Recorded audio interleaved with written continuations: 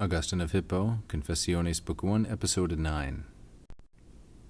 Et quis locus est in me, quo veniat in me Deus meus, quod Deus veniat in me, Deus qui fecit caelum et terram, ita ne, Domine Deus meus? Augustine continues with another question, et quis locus est, and what place is there in me?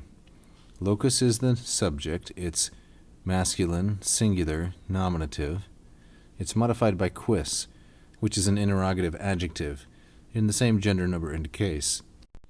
Usually the interrogative adjective is qui, but quis is an alternative spelling, and we must not think of it as the interrogative pronoun. And what place is there in me? The me here is ablative. Recall that in can take either accusative or ablative. The accusative is used for direction, and the ablative for location. So, what place is there in me, into which my God, Deus meus, may come into me? And so, we have quo here, which is an interrogative adverb, directional.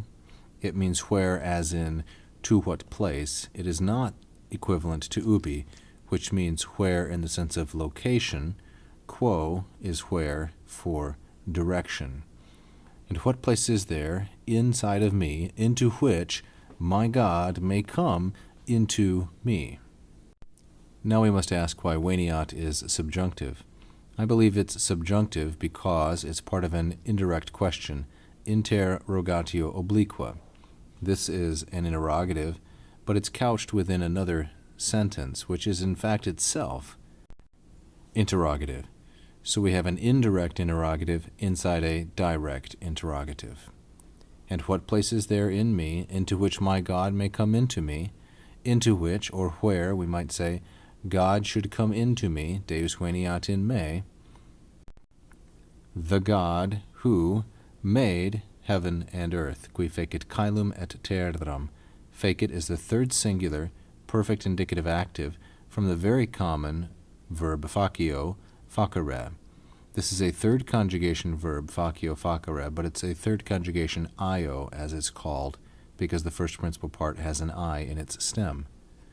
What place is there in me where God, my God, can come into me, or comes into me, where God comes into me, the God who made heaven and earth?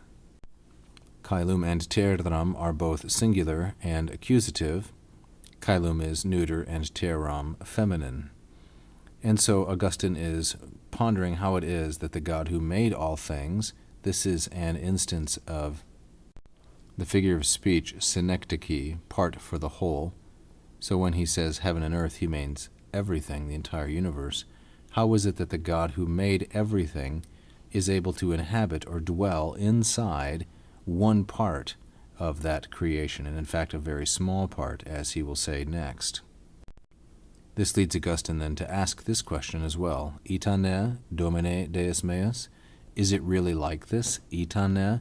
Notice the enclitic ne, which asks a question, attached to this adverb. Is it so, O Lord, my God? And Domine Deus meus, all three of these are masculine, singular, and vocative. And merely for the sake of having a good illustration, here is a portion of that heaven and earth which God has created.